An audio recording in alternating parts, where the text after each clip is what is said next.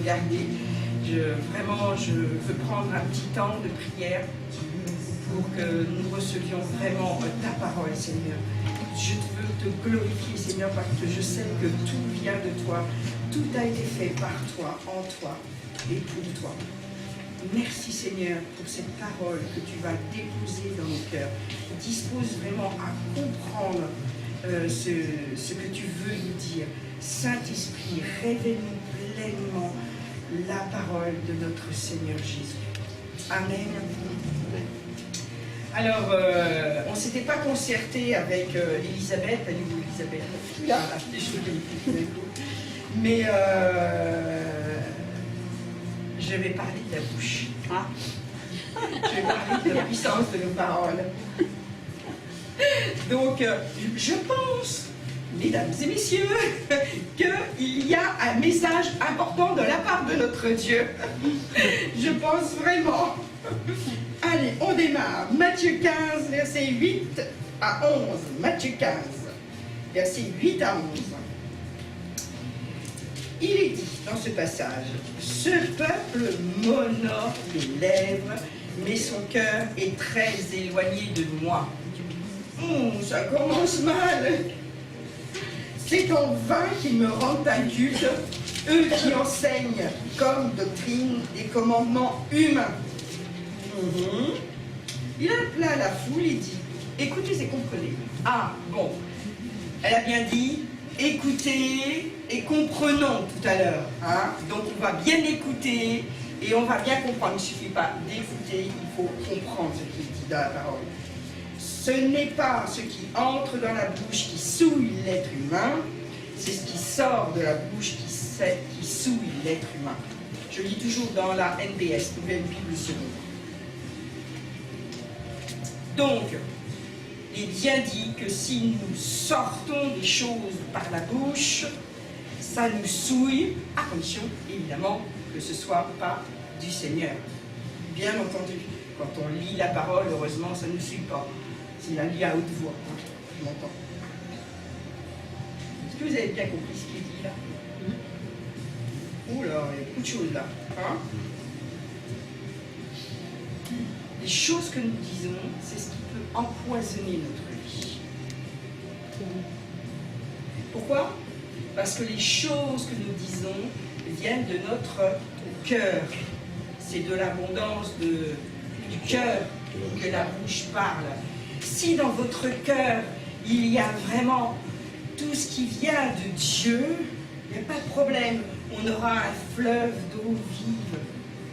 Mais s'il y a des choses mauvaises dans notre cœur, eh bien, il y aura un fleuve d'eau sale, hein, des égouts. Dans 1 Corinthiens 3.3, il est dit, 1 Corinthiens 3.3, il est dit, parce que vous êtes encore charnel, en effet, pour autant qu'il y a parmi vous des passions jalouses et des disputes, n'êtes-vous pas charnel? Ne vous comportez-vous pas d'une manière toute humaine? Voilà où le bas blesse. En fin de compte, quand nous avons des jalousies, quand nous avons des disputes, quand nous sommes encore charnels, c'est-à-dire tant que nous sommes charnels, eh bien, nous ne sommes pas élevés en Christ, nous ne sommes pas dans l'esprit. C'est difficile d'être dans l'esprit tout le temps, tous les jours, tout le temps, à chaque minute, à chaque seconde. Eh bien, nous devons surveiller notre bouche. C'est un vrai défi d'avoir des bonnes relations avec les autres. Comme elle le disait tout à l'heure, on écoute les personnes et on dit bon, ça peut se faire un fini, là. Mais je ne sais pas si vous avez remarqué, on a tous besoin des autres. Et là où nous allons, ils sont toujours là.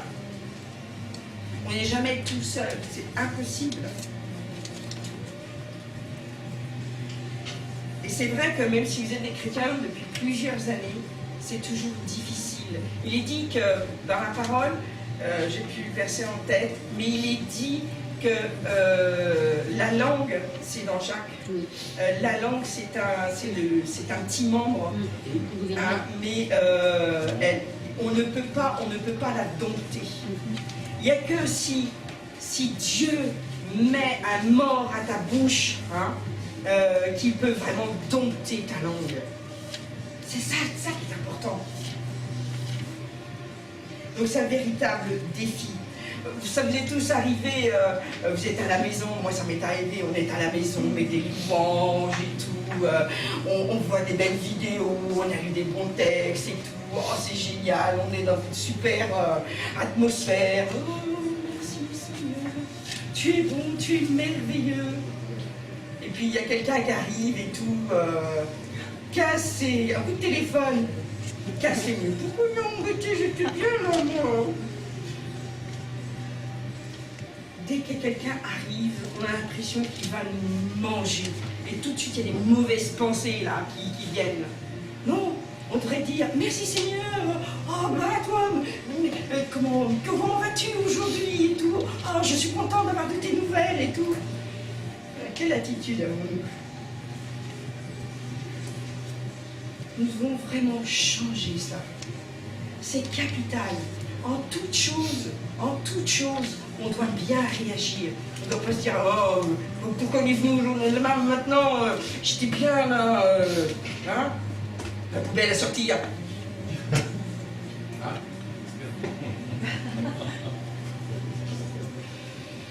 Nous changeons vite d'attitude, nous sommes versatiles. Il ne faut plus être charnel. On a souvent, moi j'aimais bien, je me souviens d'une histoire, j'avais 18 ans. Ouais. J'avais 18 ans et je gardais des enfants au bord de la mer, donc j'étais comme une fille au père un peu. Hein. Et un jour j'avais mis une cocotte minute sur le feu, je ne sais pas si c'est vous qui l'avez mis ou vous l'avez fait à la maison, peu importe. Mais tant et si bien que la cocotte minute, elle a fait boum. Je vous explique pas. C'était quelque chose à la tomate, je m'en souviens très très bien. Je vous explique pas, il y avait la tomate. Puis alors, ça fait un bruit monumental, et puis il faut enlever ça du feu, en plus. Alors, c'est vraiment très très impressionnant. Nous, on est un peu comme ça, des fois. On est des autocuiseurs. Cocotte minute. Moi, j'ai longtemps été cocotte minute. Parce que je gardais tout en moi, je disais jamais rien. Alors, regarde quand ça explose, les cocottes minutes. Les gens, ils connaissaient bien avant, ils savaient, oh, Nadine, elle se met rarement en colère. Oh, non, c'est très très rare. Mais alors, si elle se met en colère, il vaut mieux pas être dans les parages. Parce que c'était explosif.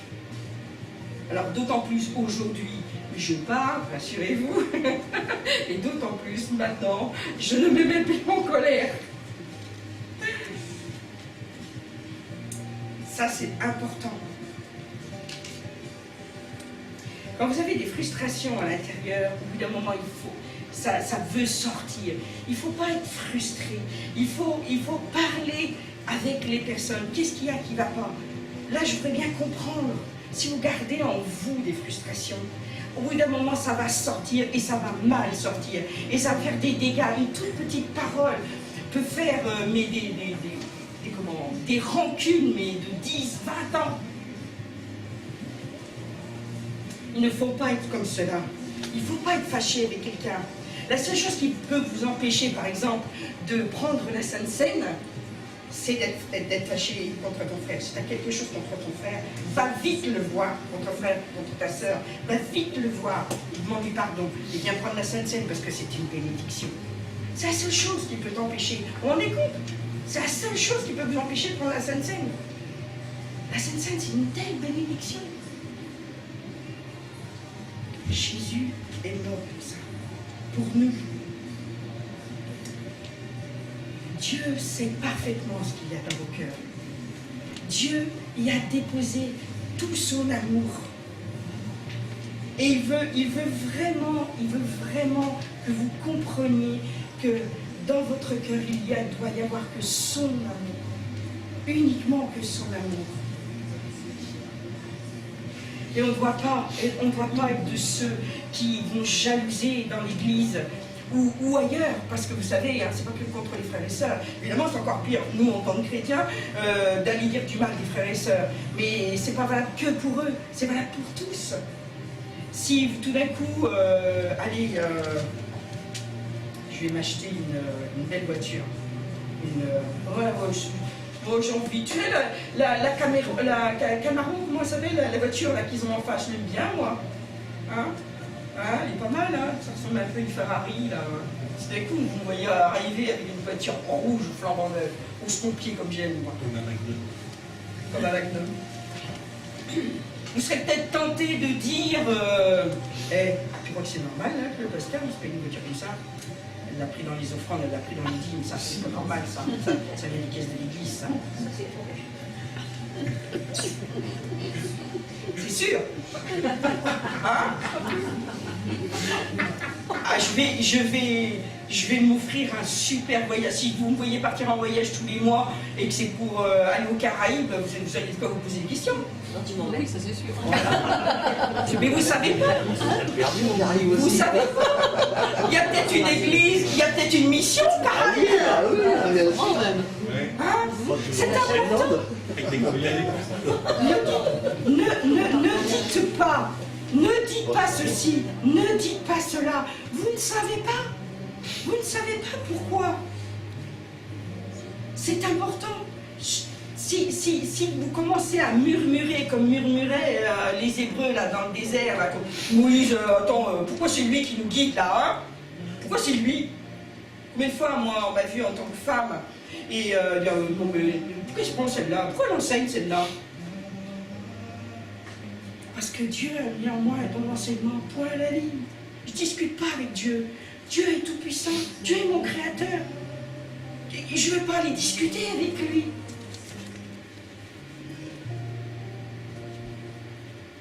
Bien souvent, ceux qui critiquent ce sont ceux qui se critiquent eux-mêmes.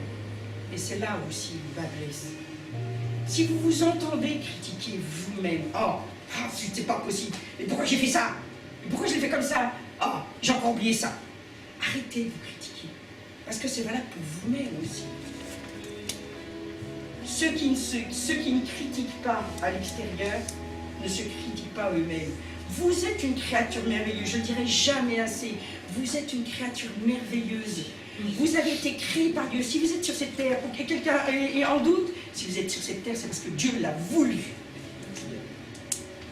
Moi, j'ai beaucoup entendu de témoignages d'enfants non désirés.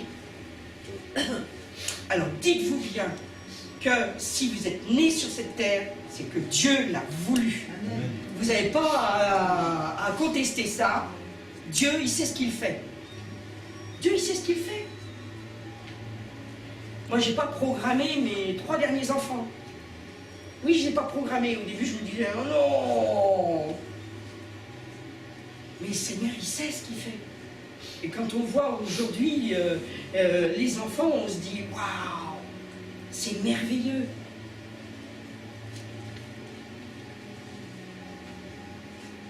Bon, je me suis écartée, c'est pas grave.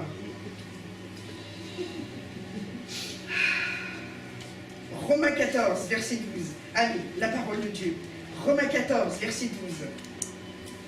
Bien souvent, quand nous voyons les avantages, les bénédictions des uns et des autres, en fin de compte, si nous posons bien la question, eh bien, c'est que nous sommes jaloux. On voudrait avoir ce qu'ils ont.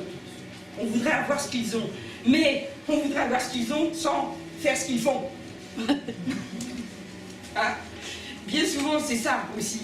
Parce qu'on ne regarde pas au nombre d'heures que mon cher et tendre fait, par exemple. Hein. Il fait un nombre d'heures incalculable au travail. Et il travaille tout le temps, et il n'y a quasiment pas de repos.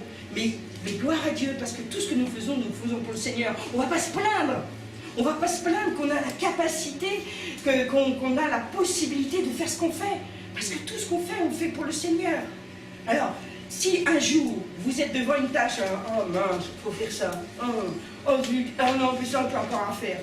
Dites-vous bien, merci Seigneur, parce que je peux le faire. Merci Seigneur, parce que tu me donnes la capacité de le faire. Merci Seigneur, parce que tout ce que je fais, je le fais pour toi. Je le fais pour toi. Quand je suis devenue chrétienne, c'est une chose qui a été magnifique pour moi. C'était devant ma table à repasser. Oh, merci Seigneur. Oh, je repasse pour toi, Seigneur. Oh, ça, c'est fantastique.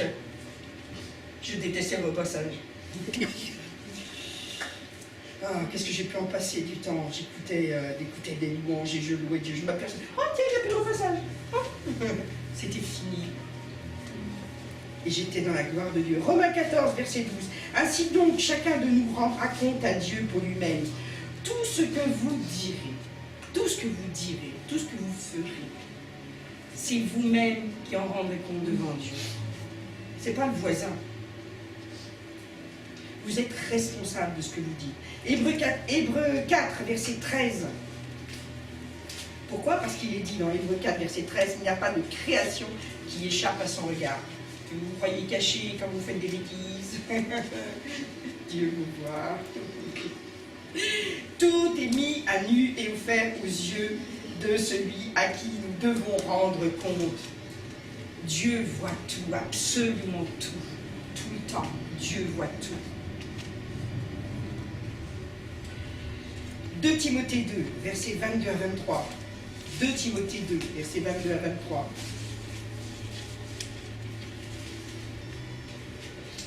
Fuis le désir de la jeunesse. Moi, il ne faut plus se muser, Seigneur. Oh non. J'espère que vous resterez comme des enfants tout le temps. Ayez une âme d'enfant. Mais ne soyez pas immatures comme des enfants. C'est ça que ça veut dire. Fuis les désirs de la jeunesse, poursuis plutôt la justice, la foi, l'amour, la paix avec ceux qui invoquent le Seigneur d'un cœur pur. Repousse les débats extravagants et ineptes. Sache qu'ils font naître des querelles. Ça, c'est dans la parole de vie, je vais vous lire maintenant. Mais rejette les discussions inutiles et stupides. Tu le sais, elles provoquent des disputes. Quand vous voyez qu'il y a une petite dispute qui commence, vous commencez à vous sentir agacé là. Qui m'énerve. Fuis. Fuis. Tu veux sortir de la pièce. Personne ne va te dire, même si on te dit où tu vas. Fuis. Apprends la maîtrise de soi. Refuse de t'énerver. Refuse d'être agacé par eux.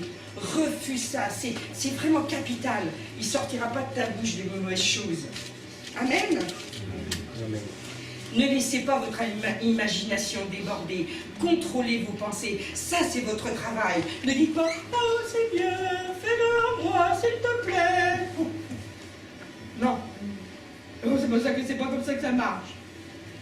Tu as ton travail. Tu es co-ouvrier avec Dieu. Toi, tu fais ta part sur terre. Dieu t'a tout donné de toute façon. Ne soyez pas au fait. Dieu vous a tout donné. Ah, mais comment ça? Mais moi, je vois pas tout. Ben, il faut mettre du collier dans tes yeux. Ou faut déboucher tes oreilles. Ou il faut vraiment que ton intelligence s'ouvre. Dieu t'a tout donné. Quand il t'a donné la grâce du salut, il t'a tout donné. C'est seulement que tu ne sais pas l'utiliser, que tu n'as pas appris à l'utiliser, que tu n'en as pas la connaissance. Si quelqu'un met un ordinateur devant une personne qui n'a jamais touché à un ordinateur, je vous assure, elle ne saura pas le faire fonctionner. Ça ne veut pas dire que l'ordinateur ne fonctionne pas. C'est-à-dire qu'elle ne sait pas.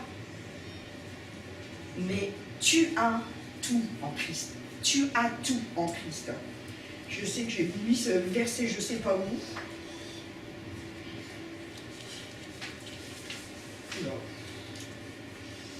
On verra ça. Je me retrouverai tout à l'heure.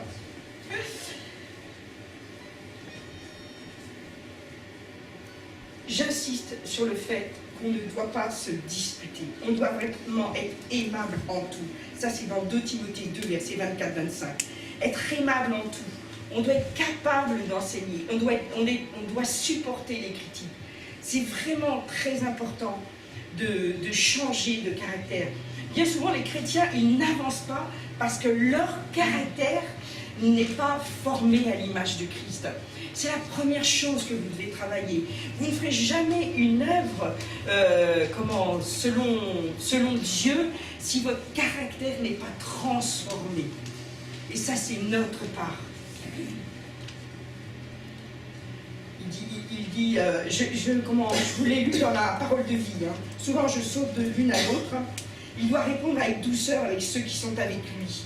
En effet, Dieu leur donnera peut-être l'occasion de changer leur façon de penser pour connaître la vérité. Si toi, tu es plein de douceur, plein d'amour, plein de paix, plein de patience, plein de douceur, les fruits de l'esprit, hein, Galates 5, 22, 23, si tu es plein de tout ça, eh bien, l'autre en face, s'il ne connaît pas Dieu, il verra que Dieu est vraiment formidable. Il ne verra pas un Dieu qui est religieux. Il ne verra pas un Dieu qui est agressif. Il ne verra pas un Dieu, comme dit Joyce Meyer, arrêtez de vouloir laver le poisson avant de le pêcher. Si vous voulez évangéliser quelqu'un et dites pas arrête de fumer, fais pas ci, fais pas ça, hein. Non. Montrez vraiment l'amour de Dieu. Et si vous êtes agressif, si vous dites bah non, quand on est en Dieu, même quand un chrétien, ça me rappelle les conversations que j'ai eues il n'y a pas longtemps, bah non, faut pas faire ci, hein, faut pas faire ça, hein, ça c'est pas bien d'avoir ça c'est pas bien, ça faut enlever ça, hein. Non, arrêtons de faire ça. C'est l'Esprit Saint qui va nous convaincre. Avec la connaissance de la parole, vraiment on est transformé. Bon, je dévie un peu du fruit de la bouche, mais c'est pas grave. Allez, Proverbe 18, versets 20 à 21.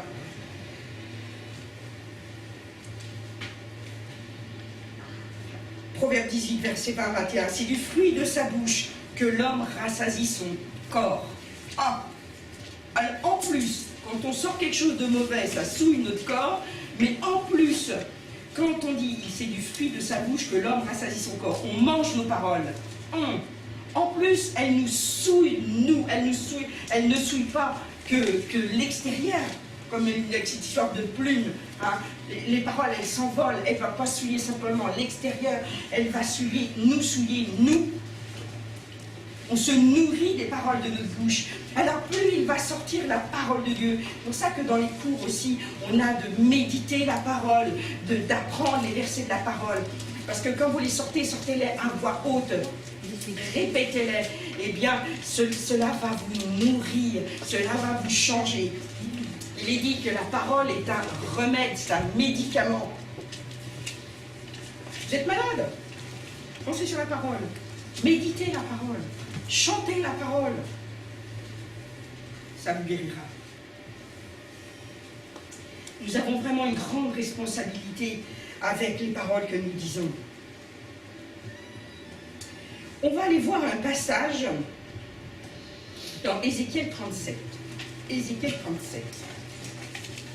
On va voir le passage de 1 à 10. Alors, on voit dans ce passage, Dieu va dire quelque chose à Ézéchiel. Il va lui dire de prophétiser sur des os. Il est en vision, là. Il est devant une vallée d'ossements desséchés et il va lui dire prophétise sur ces os. Ça veut dire quoi, prophétiser? Ça veut dire annoncer la parole de Dieu, tout simplement. Des fois, on utilise des termes, on ne sait pas trop ce que ça veut dire. Ça veut dire annonce, proclame la parole de Dieu. Dieu lui dit prophétise, c'est-à-dire dis à ces os de revivre. Ah, comment ça? Comment veux-tu? Mais Seigneur, tu crois que ces os vont revivre? Mais quand Dieu te dit quelque chose, discute pas, fais-le. Fais-le. Alors, il est dit, allez, je reprends à partir du bas. La main de l'Éternel fut sur moi, et l'Éternel me transporta en esprit, et me déposa dans le milieu d'une vallée remplie d'ossements. Il me fit passer auprès d'eux, tout autour, et voici, ils étaient fort nombreux à la surface de la vallée. Et ils étaient complètement secs. Il me dit, fils de l'homme, ces os pourront-ils revivre? Je répondis, Seigneur éternel, tu le sais. Il me dit, prophétise sur ces os. Il dit-leur, ossements desséchés, écoutez la parole de l'Éternel.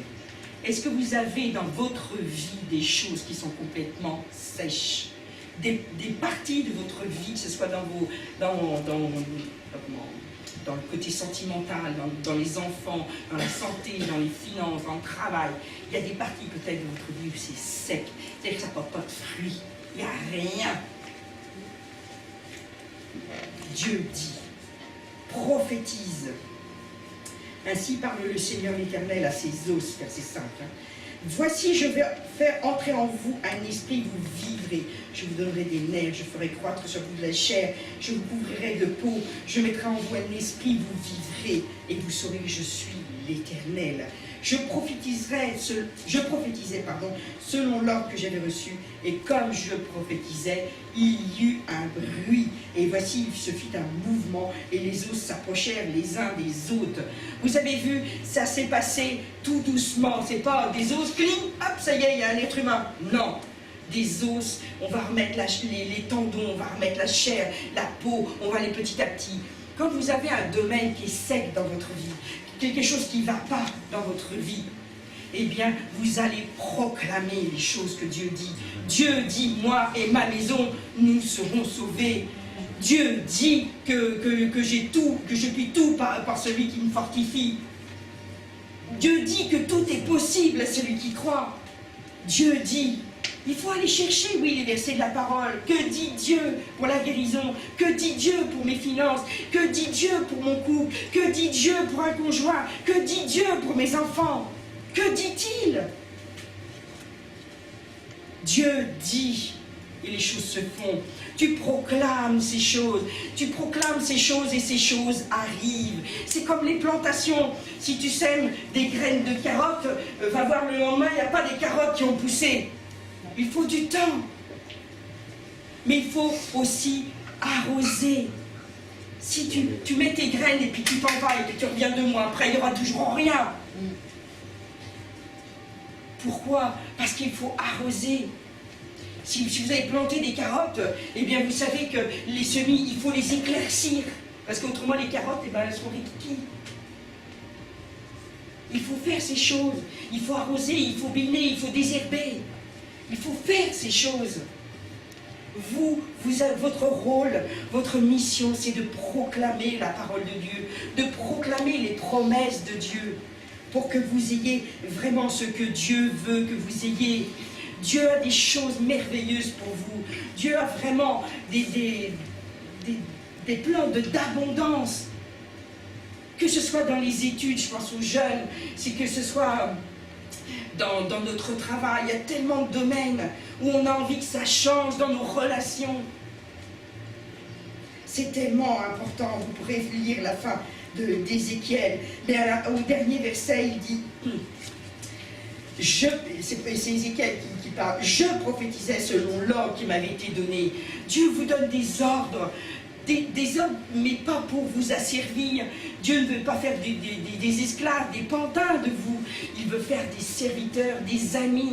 Et si vous obéissez à ce que Dieu dit, remarquez la parole, elle est au mode impératif. Soyez joyeux. Si Dieu vous dit ça, c'est que vous pouvez être joyeux même dans les pires circonstances. Et Dieu vous dit des choses.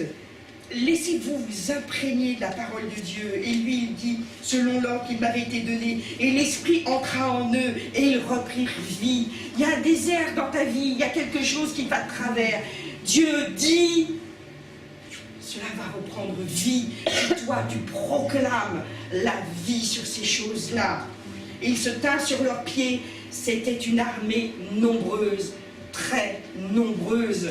Ce n'est pas une petite santé que Dieu veut que tu aies. C'est une santé excellente, que tu sois plein de vigueur jusqu'à la fin de tes jours.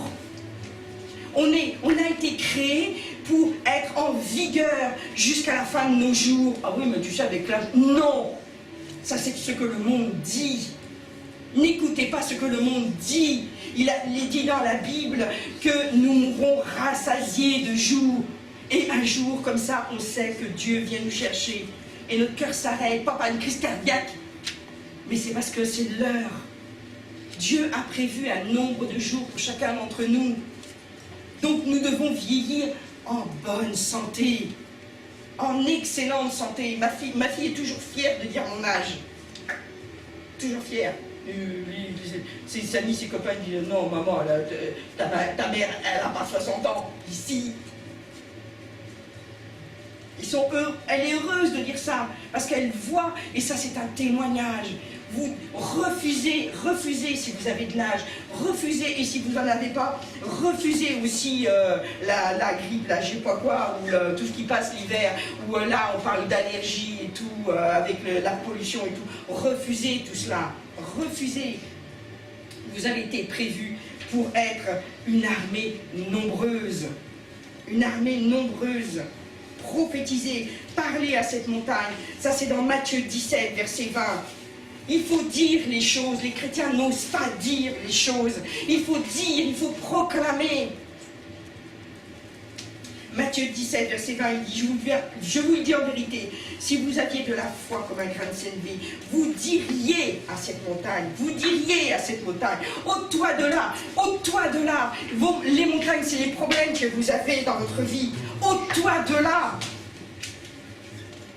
Elle se jetterait dans la mer. Si vous avez des problèmes dans votre vie, s'il y a des choses qui ne vont pas, ne laissez pas ces choses vous empoisonner. Pauvreté, dégage, au nom de Jésus. T'as rien à faire avec moi, moi je suis fille de Dieu. Moi, Dieu m'a promis la prospérité. Dieu m'a promis l'abondance. Vous savez que Jésus, il est mort pour qu'on soit dans l'abondance. L'abondance en toutes choses. Waouh! Ôte-toi de là. Ce qui doit sortir de notre bouche, ce sont des bénédictions et non des malédictions. On doit se surveiller, on doit vraiment surveiller notre bouche. On a, je n'ai pas les dîmes et d'offrandes sont là. Quand on donne la dîme, c'est pareil. Quand on donne la dîme ou des offrandes,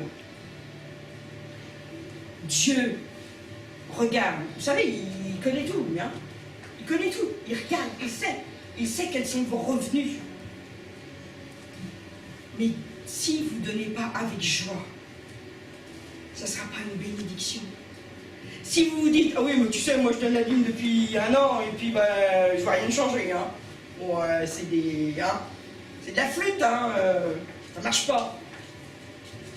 Ça marche en son temps. Dis-toi bien que tu ne penses pas à ce que tu donnes, parce que c'est ce que tu donnes au Seigneur. Moi je me souviens quand j'étais dans un état de pauvreté, qu'on était à la banque alimentaire avec les enfants, eh bien, on donnait quand même notre dîme. Si tu ne donnes pas ta dîme, tu voles Dieu. Tu ne veux pas l'assembler, tu voles Dieu. Tu donnes avec joie. Et tu ne t'occupes pas de ce qui va se passer. Si tu dis, ah oui, mais tu sais, avec ça, moi j'aurais pu m'acheter ça, j'aurais pu payer ça, j'aurais pu... Non, tu n'auras aucune bénédiction là-dessus. C'est très important. Faites attention à ce que vous dites. Quand tu donnes quelque chose à quelqu'un, tu donnes de l'argent à quelqu'un, tu as eu à cœur, Dieu t'a mis à cœur de donner une somme à quelqu'un, de l'aider, de le transporter, peu importe. Et puis tu vois que la personne, avec l'argent que tu lui as donné, s'achète des choses que mince, elle aurait pu acheter moins de nécessaire, elle s'achète des choses. Tu regardes un petit peu ce qu'elle a acheté. Ne fais pas ça. Quand tu donnes, tu donnes. Pas de parole, sinon ça va être une malédiction pour toi et pour elle. Quand tu donnes, tu donnes. Donne ton temps, donne tes capacités, donne. Tu sèmes et Dieu te le rendra. Ne regarde pas ce que l'autre fait de ce que tu lui as donné. Et surtout, ne dis pas, après avoir donné, j'aurais pas dû donner. Ne dis pas. Si certains sont malades, c'est parce qu'ils souvent ils prononcent des choses. Oh, tu sais, moi je suis vieille et tout, c'est normal, j'ai des rhumatismes. Bah voilà, qu'est-ce qu'a fait selon ta foi? Bah, oui, hein, qu'est-ce qu'a fait selon ta foi?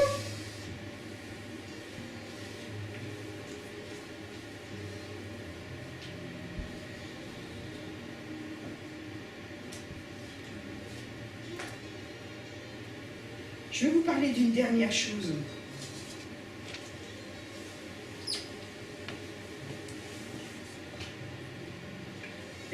Pour appuyer ce que je viens de dire, allez voir dans Luc 6, verset 38.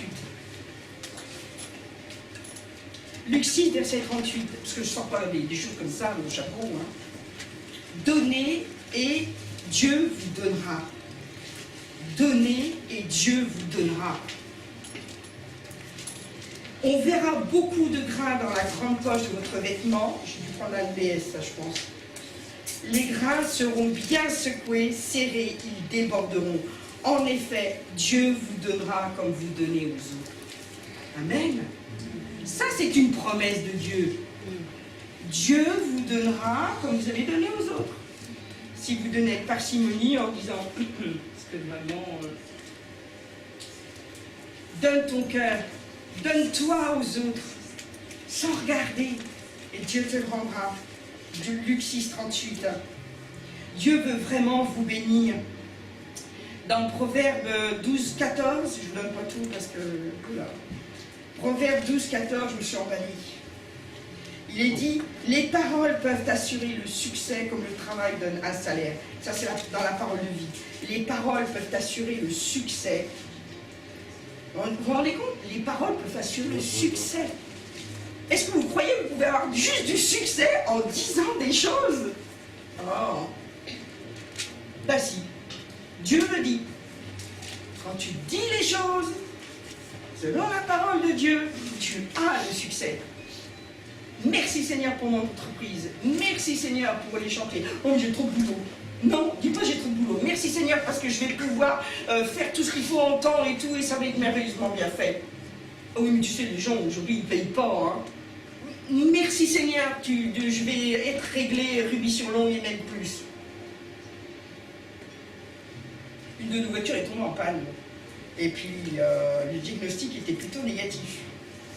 On s'est dit, qu'est-ce qu'on fait? On change de voiture ou on la répare? Et l'autre jour, j'ai passé en venant de van et je me suis dit, Seigneur, j'y fasse que vraiment la réparation soit vraiment pas le prix qui a été annoncé. Parce que c'était au moins on l'a acheté il y a 2 ans et demi, c'est ça à peu près? Oui, comme on a calculé.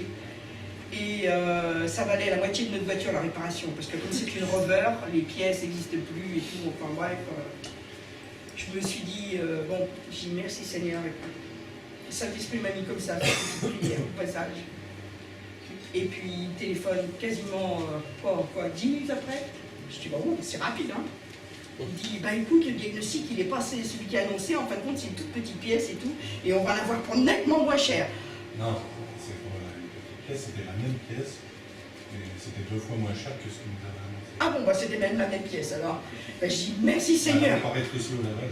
Ah, non, moi je crois que c'était une autre pièce, moi. Bon, enfin, peu importe. J'ai fait cette toute petite prière, moi j'ai cru, j'ai vu tellement de fois Dieu se changer en mécanicien, que maintenant, Dieu aime les voitures. Vous savez que Dieu aime les voitures? Il est génial. Conduire sans essence, avec un moteur explosé, enfin bref, Dieu vraiment, si vous vous dites, si vous proclamez, oh les voitures ça bouffe pognon, ce sera un bouffe pognon. Si vous proclamez merci Seigneur, parce que vraiment tu entretiens ma voiture, tu fais que vraiment, et quand vous avez des gros problèmes, priez. On a roulé de Paris à Nantes avec un moteur explosé. Eh ben voilà. La Roche-sur-Yon, Nantes sans essence. Eh ben voilà. Hein? Dieu est super. Il n'est pas qu'un médecin, je vous assure. Hein? Tout un hiver sans fioul. Ça vous dit quelque chose? La chaudière est marchée. Comment ça se fait ça? On ne sait pas. Dieu fait les choses. Dieu est créateur. Il est créateur. Merci Seigneur, gloire à toi Seigneur. Les paroles peuvent assurer le succès. Oui, c'est de l'abondance du cœur que la bouche parle. Ça, je vous l'ai cité tout à l'heure, si vous voulez la référence. C'est Luc 6, verset 45-46. Oh, j'ai dû sauter un passage dont je voulais vous parler, j'ai tout mélangé, c'est pas grave. Simplement, je voulais vous dire, on parlait d'enfants tout à l'heure, Dieu dit, soyez comme des enfants, ayez une âme d'enfant. Mais quelquefois, les enfants, comment ils sont les enfants? Ça parle tout le temps les enfants. Hein? Ça parle d'eux et d'eux. Ça parle ça parle encore d'eux, et encore d'eux. Ça parle d'eux. Si vous êtes comme ça, si vous ne vous intéressez pas justement aux conversations des autres, si vous parlez que de vous-même, si vous voulez tourner la conversation pour qu'on parle de vous, posez-vous la question. C'est un signe d'immaturité spirituelle. Soyez vraiment des adultes, soyez vraiment des hommes faits. Si vous allez manger quelque part au restaurant avec des amis et tout, et que vous vous apercevez que vous êtes le dernier ou la dernière à finir de manger, dites-vous bien que vous avez trop parlé. Ne soyez pas comme des enfants. Dans notre bouche, il doit y avoir la sagesse. Il doit vraiment y avoir la bonté de Dieu. Amen. Amen. Vous avez envie de ça? Vous avez envie de ça? Oh, moi j'ai envie de ça. Alors, je vais faire ma petite conclusion.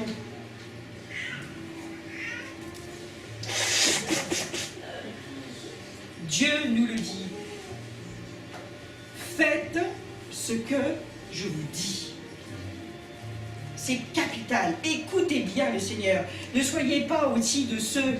Moi, j'ai vu des frères et sœurs prier pendant des heures durant... Ah, ça fait 3 heures que je prie, gloire à Dieu, magnifique. Ils n'ont fait que bavasser. Ils n'ont jamais écouté le Seigneur. Et Dieu t'a dit quoi? Rien de spécial. Ton temps de prière, ça, tu dois recevoir de Dieu. Dieu te dit. Tout ce que je vous ai dit là ce matin, le malin, il ne veut pas que vous compreniez ce que je vous ai dit. Il veut vous voler. C'est capital. Il ne veut pas que vous croyiez que si vous obéissez à la parole de Dieu, si vous proclamez la parole de Dieu, ça va marcher. Il mettra des bâtons dans les roues. Ah oui, elle a dit la voiture et tout, Dieu aime bien les voitures et tout. Bon, elle empêche que mon pneu est crevé là. Dieu te dit qu'il aime ton moyen de transport. Satan veut te faire croire que non, les voitures ça vient du diable, non, les voitures... Il est incroyable, Satan.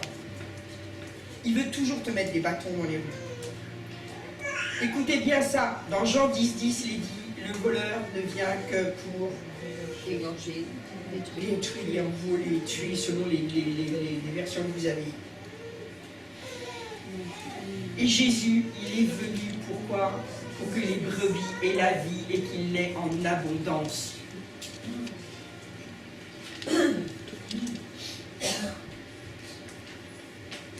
Écoutez-moi bien. Nos paroles peuvent nous rendre malades. À nous de choisir. Elles peuvent nous causer beaucoup de problèmes dans nos relations. Si nos paroles sont positives, elles vont nous réconforter. Si elles sont négatives, elles peuvent vraiment mettre beaucoup de complications dans notre vie. Amen. Dieu vous aime, ne l'oubliez jamais. Et je prie sincèrement pour vous tous, pour que vraiment vous soyez élevés, demeurez dans la parole de Dieu. Et il y a une puissance qui est libérée dans la parole de Dieu. Proclamez cette parole. Au début, ça vous paraîtra peut-être antinaturel, mais je vous assure, ça c'est des vraies lois spirituelles. Et rappelez-vous de jouir de chaque jour de votre vie. Dieu vraiment veut que quand vous leviez, vous soyez heureux. Que vous vous dites en vous levant, « Ah Seigneur, quelle journée magnifique. Il pleut, il fait froid, c'est pas grave. C'est une journée vraiment magnifique. J'ai du boulot par-dessus la tête. Merci Seigneur. » Il veut que vous le dites en vous disant, qu'est-ce que je peux être comme bénédiction pour mon frère, pour ma soeur, pour mes enfants, pour mon père ou ma mère? Quelle bénédiction Dieu a vraiment pour vous, pourvu pour moi aujourd'hui. Et je finirai par ce verset dans 2 Corinthiens 9, 8. 2 Corinthiens 9, 8. Écoutez bien ce verset, vraiment méditez-le ce verset. Et si vous avez encore un doute, ce verset va vous changer. 2 Corinthiens 9, verset 8. Et Dieu a le pouvoir, Dieu est créateur, il est tout puissant, Dieu a le pouvoir de vous combler de toutes sortes de grâces, afin que disposant toujours, à tous égards, donc vraiment pour tout, hein, c'est pas que les finances, de tout le nécessaire, merci Seigneur, mais que vous ayez encore en abondance pour toute œuvre bonne. Waouh! J'en aurais tellement que je pourrais en donner un maximum. Méditez ce verset si vous avez des doutes encore, méditez-le ce verset. Merci Seigneur. Merci, Seigneur. Amen. Amen. Ah, gloire à toi Seigneur, merci pour ta parole. Merci Seigneur parce que vraiment tu es un Dieu d'abondance. Et tu veux vraiment que nous soyons heureux. Tu veux vraiment que nous jouissions de chaque jour que tu nous as donné. Nous t'avons donné notre vie Seigneur. Et nous voulons vraiment vivre ta vie Seigneur. Merci, merci Père infini d'avoir donné ton Fils afin que nous ayons cette grâce infinie, mais que nous fassions vraiment de cette grâce un instrument pour ta gloire Seigneur, un instrument pour ta gloire. Amen, amen, amen. Amen. C'est en silence que j'entends la beauté de ta voix. C'est à genoux que je comprends tout le sens de la croix. Mon Dieu reste vivant, son regard est sur moi. Je ne crains rien.